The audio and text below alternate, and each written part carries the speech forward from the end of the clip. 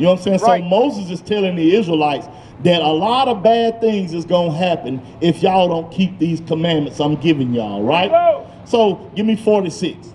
Deuteronomy 28 and 46. And they, meaning these curses, shall be upon thee for a sign. So Moses told the Israelites, these curses are going to be up on y'all for a sign. What does a sign do? See a heads up, like a warning. There you go. Right. It's an identifying marker. You can look at a sign and know something, right?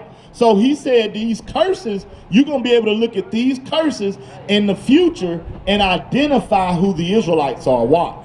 And for a wonder, and upon thy seed forever. So these curses are going to be upon the Israelites and their children forever. Right. Meaning that even today, you can look at these curses and find out who the Israelites are. Because right now, there's a people in the land of Israel that said they're God's people, right?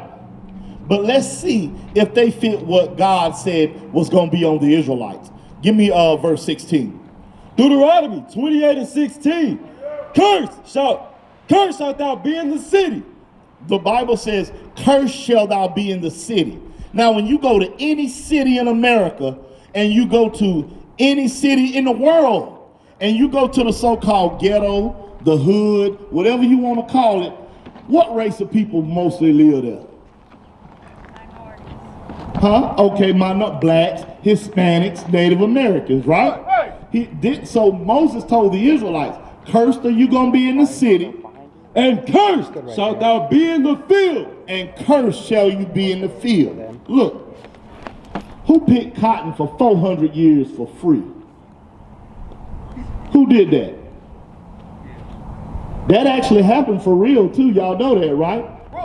Look, think about this right now. Even today, as we speak right now, who's in California, in Florida, even in the fields around Texas out here, still in the fields laboring, picking peaches, watermelons, strawberries, you name it. Who out there right now in them fields doing that? Our people, right? Moses told the Israelites, cursed are you going to be in the city, cursed are you going to be in the field. Give me verse 48. Deuteronomy 28 and 48. Therefore shalt thou serve thine enemy. Now he said, because if y'all don't listen, you're going to have to serve your enemies. Read. Which the Lord shall send against thee. He said, because God going to send these enemies against you. How? In hunger. In hunger. Meaning when you want food, you're going to have to go to your enemies and get it. Now, when you look at it today, who owns the grocery stores? Who owns the distribution of food throughout the earth? Do our people own that? Who owns it? The white man. But what did the Bible call it? Thine enemies. Your enemies. Why? Because your friends, look, check it out. Your friends are not going to do this to you, right? Look, this also happened to the Hispanic. Y'all heard of the conquistadors? When y'all know about the Aztecs, the Mayans, the Incas. When the conquistadors got there, what happened? What did they do to the Aztecs, the Mayans, and the Incas? They destroyed them. You see that? They destroyed them. They put them in slaves. When you read the Bible, it tells you, and you also can look in history, it tells you that they used to get the babies, little babies, and grab them by their feet and bash their heads against stones. That's the things that they did. But he said you're going to have to serve your enemies in hunger and in thirst. When you want water, who owns Dasani? Who owns, matter of fact, who you pay your water bill to? Bring it out. The same people, right? He said in thirst, rain fall out the sky for free. And they'll give you a ticket if they catch you collecting rainwater because you ain't paying for it. Right. Read. And in nakedness. In clothes, when you want clothes, everybody want Gucci, Prada, all this name brand foolishness. But he said in clothing, you're going to have to go to your enemies for it. Read. And in wants of all things. All things. You want a birth certificate, you want a driver's license, you want an education, you want religion. You know what I'm saying? Look, check this out. Look. religion. Check, look. Baptist was made up by John Smith in 1608. Mormon, 1830, by Joseph Smith. Seventh-day Adventist, Ellen G. White, 1863. Where was our people at in those days? Slavery. So the only reason grandma and grandpa is a Catholic.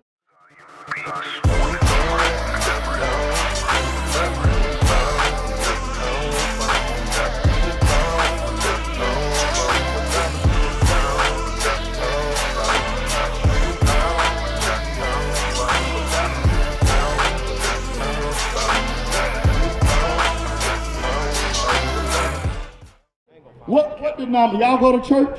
What denomination are you? But that's a denomination though. And how do we get that?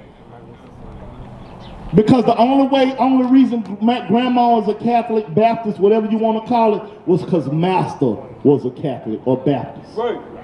You know what I'm saying? Christopher Columbus and Ferdinand Cortez, when they came over here and they demolished the Incas and the Mayans, they forced them into Catholicism. You either be a Catholic or you die. Right. And now our people, we perpetuate the same lies that we've been taught. Right. But we're going to keep going.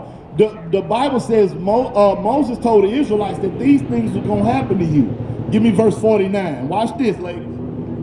49. The Lord shall bring a nation against thee from far. Look, the conquistadors and the Spaniards, where did they come from? Where did they come from? The Spaniards, the conquistadors. Where did they come from? Spain. Right. Look at this map. He said the Lord gonna bring a nation against you from far. They came all the way from Spain. Read. From the end of the earth, as swift as the eagle flieth. He said as swift as the eagle flieth. Look at this right here. The Greeks, the Romans, the Spanish, and even America, they all use the same symbol, the eagle. He says the Lord gonna bring you a nation against you from far, as swift as the eagle flieth. A nation whose tongue thou shalt not understand. A nation whose tongue y'all shall not understand. Do y'all speak Spanish? You do? How did you get that language? Huh? But how did your ancestors learn Spanish? Because when the conquistadors came, they spoke Spanish. Right. When you get time, you can look it up. It's called the Decalogue Stone. It's founded right now. It's in Los Lunas, New Mexico. It dates back to 500 BC, way before Columbus and them ever got here.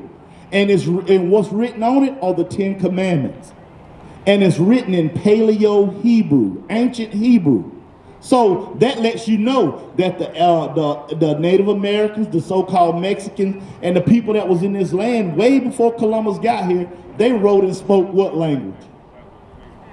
If that stone was written in Hebrew, what language were they speaking? Hebrew. You see that? They didn't speak Spanish before Columbus got here.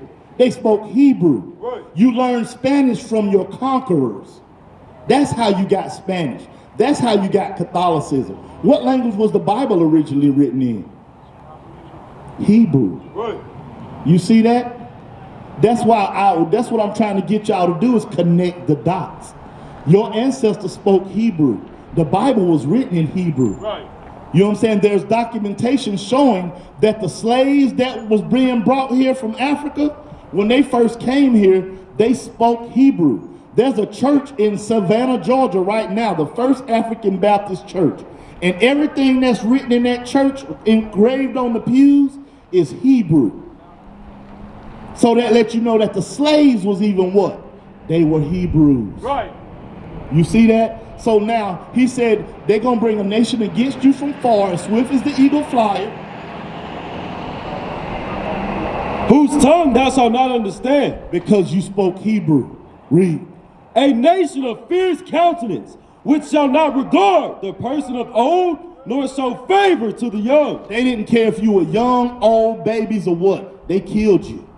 You see what I'm saying? They enslaved you. Read 68. Deuteronomy 28:68. And the Lord shall bring thee into Egypt again. Egypt means what were they doing in Egypt? The Israelites?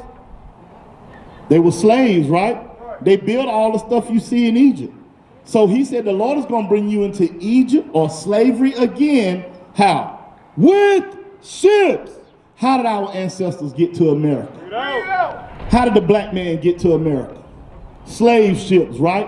When Christopher Columbus and Cortez and them got to Mexico, what did they do with the ancient Aztecs, Mayans and stuff? They sent a lot of them back to Spain on slave ships, right? So read that again. And the Lord shall bring thee into Egypt again. Egypt or slavery again. Look, wait, y'all, listen. This is the last verse. Read that. With ships. The Lord gonna bring you into slavery with ships. By the way whereof I spake unto thee, thou shalt see it no more again. You're not gonna see your homeland no more again. And there, when you get off them slave ships, ye shall be sold unto your enemies. You're gonna be sold unto your enemies. When they brought my ancestors to America, what was the first thing they did when they took them off them ships? Did they put them on auction blocks and sell us? Right. Yes. Wall Street in New York, we were the first product on Wall Street. Bring it out. Slaves. Right. Read. For bondmen and bondwomen. Slave men and slave women. And no man shall buy you. And nobody's gonna save you. Not Martin Luther King, not Frederick Douglass. What's the Spanish Cesar Chavez? Nobody's gonna save you. So now I'm asking y'all, if Moses said all of these things were gonna happen to the Israelites, did all that stuff happen to the people over there in Israel right now? Were they ever sent in slavery and all the stuff that we just described? Who did all those things happen to? What people did all those things happen to that we just described? Us, right? Right. So if Moses said these things were going to happen to the Israelites, and we the only people that can say for surety that these things happen to us, then who are we? Huh? We are the Israelites. Right. We are the people of this book. The blacks, Hispanics, and Native Americans, we are the true children of God. Bring it out. And the reason that these things happening to us and still happen to this day is because we don't keep the commandments of God. That's right. God said if you keep... We used to scream black power while heroin was pushed. But at the end of the day, nothing's in vain. IUIC has been given a vision. The tents of Judah has risen. Many has attempted the mission. Minor murmuring, omitting, and missing the mark. Just reading that he had the flame of fire in his eyes gave us the spark. We on Paul's mission. We out on the road, purple and gold. From Mexico, Cuba, Haiti, Ghana, Sierra Leone. 144,000 boots banging, concrete crackling. These are our men repented at heart. The scriptures is proof. IUIC, we deliver the truth.